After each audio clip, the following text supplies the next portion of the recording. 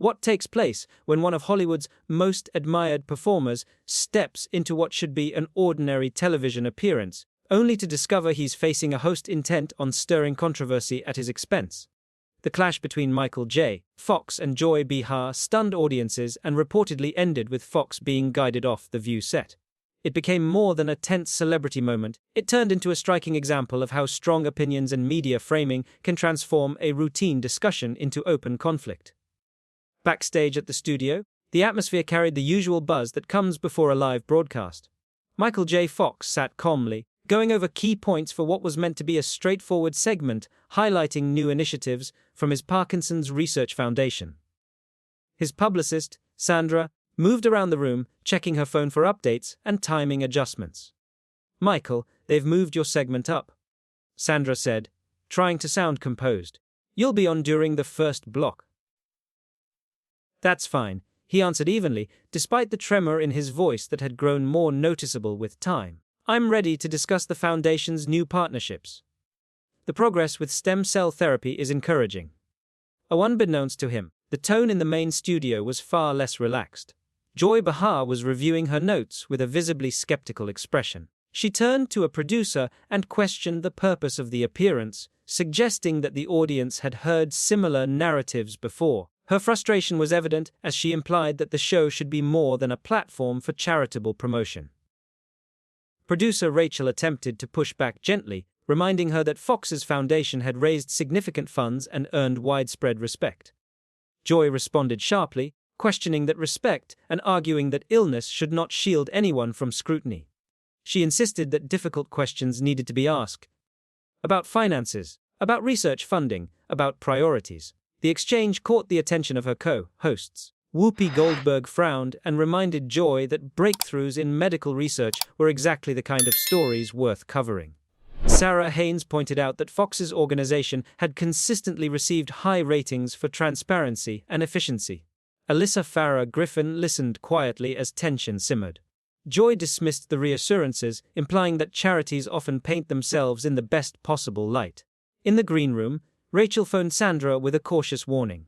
Joy was planning to press harder than expected. She wanted to challenge the Foundation's financial structure and research approach. Sandra's frustration surfaced immediately. The appearance had been arranged to highlight scientific progress, not to defend against insinuations. Michael overheard enough to understand the situation. He gently reassured Sandra, saying he could handle challenging inquiries. He had faced critics for decades and believed firmly in the work his foundation supported. Still, there was an edge in the air as he was escorted toward the stage. From behind the curtain, he could hear Joy's voice addressing the audience during the transition from commercial break. Her introduction carried a tone that suggested skepticism rather than celebration. It framed the upcoming conversation as an investigation rather than an interview.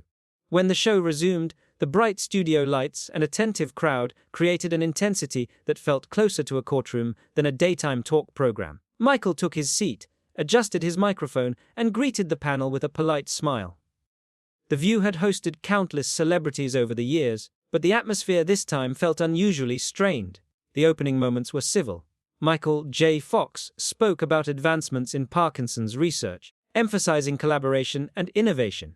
He explained how stem cell developments offered renewed hope to millions affected by the disease. His words were measured and focused on science rather than sentiment. Joy soon shifted the tone. She questioned the allocation of funds, pressing him about administrative costs and broader funding debates. Her phrasing suggested doubt about whether charitable dollars were being used as effectively as advertised. The conversation grew sharper as she implied that public resources might be better spent elsewhere. Michael responded with composure. He cited independent evaluations and detailed how the majority of donations went directly to research grants. He stressed transparency and accountability, reiterating that the Foundation's mission centered on accelerating treatment breakthroughs. His demeanor remained steady, though the line of questioning was clearly more confrontational than promotional. The other co-hosts attempted to balance the discussion. Whoopi reminded viewers of the human stakes involved in Parkinson's disease. Sarah emphasized documented achievements and partnerships with leading research institutions. Alyssa offered measured commentary, seeking to redirect toward the scientific progress itself. Yet Joy persisted, challenging both the financial model and the broader ethics of funding priorities. The exchange became increasingly tense. The audience shifted uneasily as applause dwindled and silence filled gaps between responses. Michael maintained his calm, refusing to match hostility with anger. He acknowledged that scrutiny is necessary, but underscored that the ultimate goal was relief for patients and families. His voice carried quiet conviction as he described decades of living with the disease and channeling that experience into advocacy. The segment's tone, however, had already veered from its original intent. What began as an update on medical advancement had evolved into a pointed debate. Producers reportedly stepped in as the atmosphere escalated further. The details of what followed fueled speculation, with reports indicating that Michael was eventually escorted from the set earlier than planned. For viewers, the confrontation raised questions about the boundaries between tough journalism and personal agenda. It highlighted how quickly a conversation can turn combative when perspectives clash publicly. The moment lingered long after the cameras stopped rolling, leaving audiences divided over whether the exchange represented necessary accountability or unnecessary aggression. In the end, the encounter stood as a vivid illustration of how live television can amplify tension. A discussion intended to spotlight scientific progress instead became a dramatic spectacle, reminding everyone that even the most seasoned guests can find themselves navigating unexpected crossfire under studio lights. Fox was seated at the table to discuss the newest projects launched by his foundation. "Michael, we're so glad you're here," Sarah said with genuine warmth. "Can you share details about these partnerships you've developed with major research centers?" He offered a grateful smile, appreciating the inviting start. "Thank you for having me. We're thrilled about our work with Johns Hopkins and Stanford. Together, we've uncovered some promising avenues in stem cell therapy that may slow, or possibly even reverse, certain motor symptoms associated with Parkinson's." "That's incredible," Alyssa responded. "How far away are patients from actually accessing these treatments?" "We're still in the early trial phase," he explained. "The initial data is encouraging, but careful testing takes time. If funding continues and regulatory approvals move forward as expected, we might see broader availability within 5 to 7 years. At that point, Joy shifted in her chair and interjected. "Michael, I need to raise something I believe viewers are thinking about," she said, her tone sharpening. "You've led this foundation for more than 2 decades. You're constantly requesting additional donations and public funding. When does it become enough?" A hush swept across the studio. Fox looked momentarily puzzled. "I'm sorry, Joy. I'm not certain I follow. I'll clarify," she pressed, leaning forward. "Your organization has collected hundreds of millions of dollars. Yet you continue asking for more while promising breakthroughs that always seem just beyond reach. Don't people deserve to question whether this is about finding a cure or about sustaining the Michael J. Fox brand?" The remark lingered heavily. Shock flickered across his face before settling into resolve. The other hosts appeared stunned. Whoopi Goldberg audibly gasped, her surprise captured by the live microphones. Fox steadied himself, hands trembling slightly. When he answered, his voice was calm but firm. "Joy, in more than 3 decades of interviews, that may be one of the most offensive questions I've encountered." "Oh, please," she shot back. "Don't portray yourself as a victim. You've built a massive platform around this illness. Books, speeches, fundraising galas where celebrities pay thousands to attend. At some point, someone has to challenge the narrative." Sarah Haynes looked visibly uncomfortable. She attempted to steer the discussion back. "Maybe we should return to the scientific accomplishments," she suggested carefully. "No," Joy insisted, her voice rising. "This is precisely the issue. Celebrities shouldn't be treated like saints because they're ill. Tax documents indicate you receive compensation as a board member. How much have you personally earned from your disease?" The audience reacted with uneasy murmurs. A few voices called out in protest. Despite the escalating tension, Fox remained composed. "Joy, that's inaccurate. I don't take a salary from the foundation. My wife and I have contributed millions of our own funds to the cause." "According to your own accountants." She countered skeptically. "You expect blind trust." Alyssa finally intervened. "This line of questioning is inappropriate," she said firmly. "The Michael J. Fox Foundation is consistently ranked among the most transparent and efficient charities by independent watchdog groups." Joy dismissed that defense with a wave. Those watchdogs are likely connected to the same pharmaceutical companies benefiting from the grants, she argued. This is how the system works. Create an emotional story, generate donations, and funnel money into partnerships that serve corporate interests. Fox's jaw tightened. Are you implying I've fabricated symptoms or that Parkinson's isn't real? I'm not claiming that, she replied, though her tone suggested doubt. I'm saying you've leveraged your diagnosis to create a financial enterprise while asking ordinary Americans to bankroll research that might not yield results. The crowd grew increasingly restless. Some began booing. Whoopi Goldberg tried to moderate the exchange. Let's dial this back, she urged. Joy persisted. Why does he get this kind of platform when countless others with chronic conditions don't receive celebrity fundraisers or foundation deals? What makes him different? Fox answered with quiet dignity. What sets me apart is that I had visibility when I was diagnosed, and I chose to use that visibility to help others facing the same disease. I could have stepped away from public life. Instead, I felt an obligation to contribute whatever influence I had toward meaningful progress. She scoffed. Spare us the noble narrative. You revitalized a fading career through this story. Family ties ended years ago. The mention of family ties added another layer of sting. Still, Fox refused to match hostility with hostility. My career has taken many forms, he replied steadily. But Parkinson's is not a storyline. It's a medical reality affecting millions worldwide.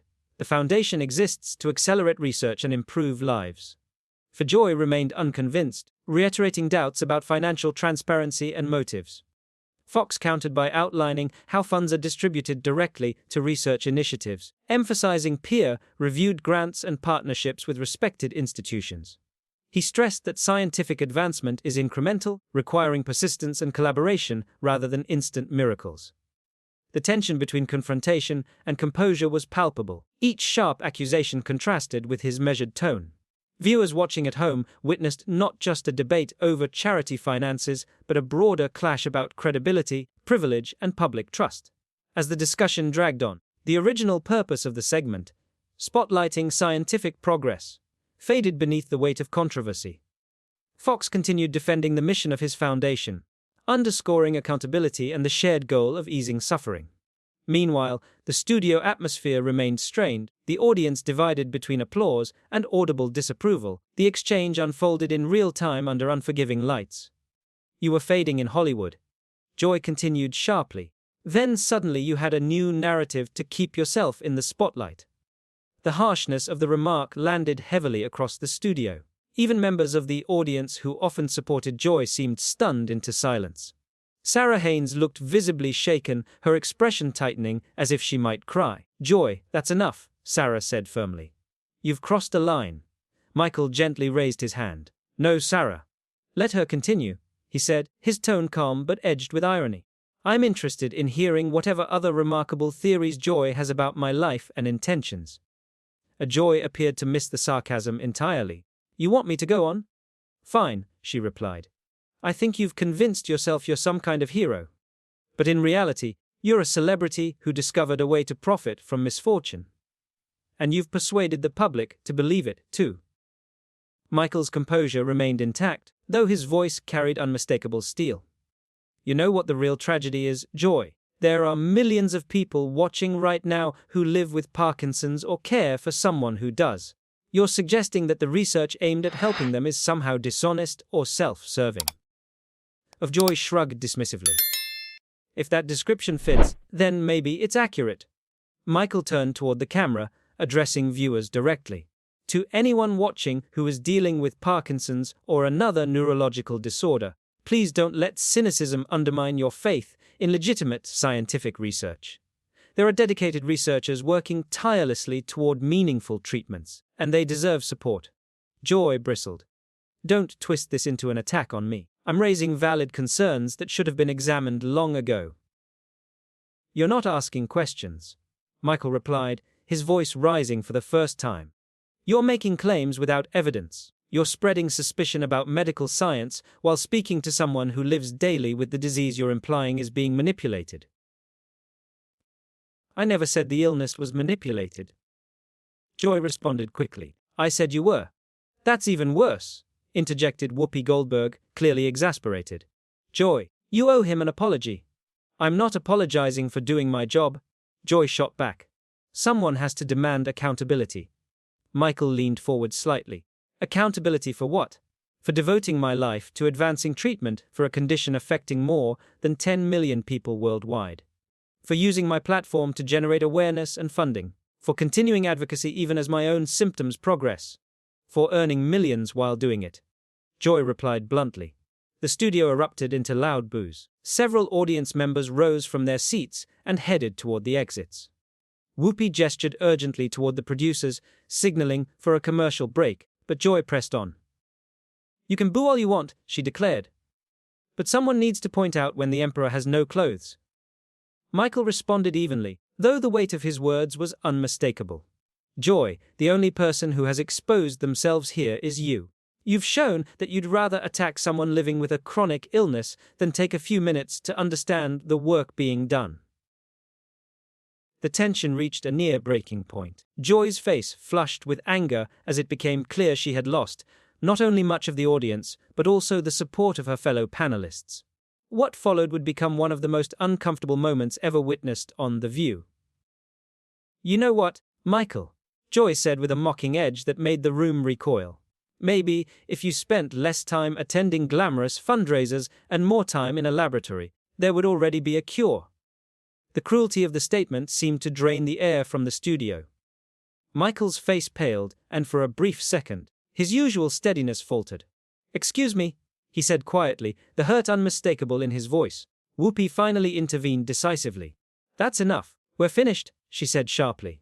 Joy, this has gone too far. Joy refused to retreat. Gone too far? I'm the only one here willing to ask real questions. The rest of you are too dazzled by celebrity to do your jobs. Michael inhaled slowly, regaining his composure. Research doesn't happen because one person stands at a lab bench. He said, measured once more.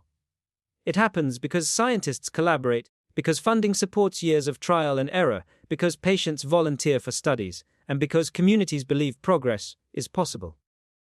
The audience, still restless, quieted enough to hear him clearly. His tone remained controlled, but there was an unmistakable firmness beneath it. I've never claimed to be a hero, he continued. I've claimed to be someone who refuses to surrender to a diagnosis. Raising awareness and resources makes some people uncomfortable. Discomfort is insignificant compared to what families endure every day. Joy shook her head dismissively, but the earlier certainty in her posture had faded. The divide in the room was undeniable.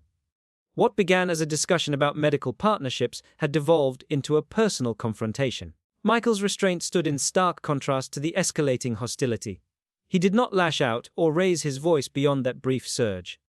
Instead, he reiterated the mission: accelerate research, support scientists, improve lives. The atmosphere remained strained, heavy with disbelief at how quickly the exchange had deteriorated. Under the bright studio lights, the clash exposed deeper tensions about trust, celebrity influence, and public accountability.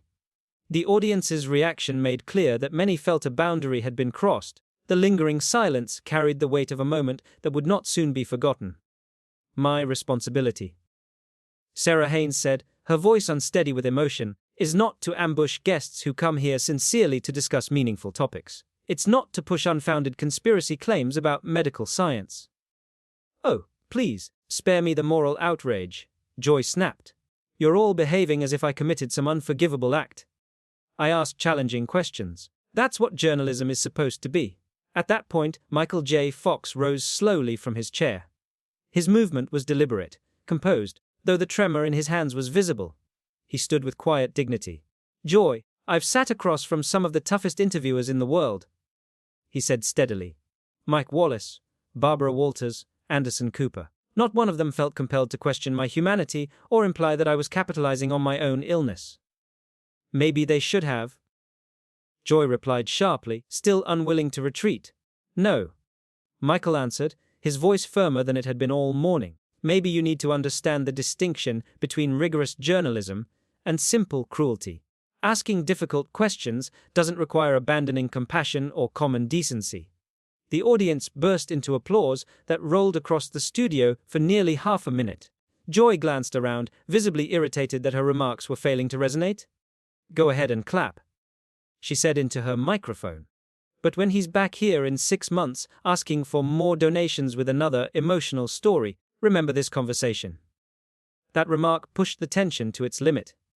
Michael looked directly at her, and when he spoke, his words carried the weight of decades spent confronting both illness and skepticism.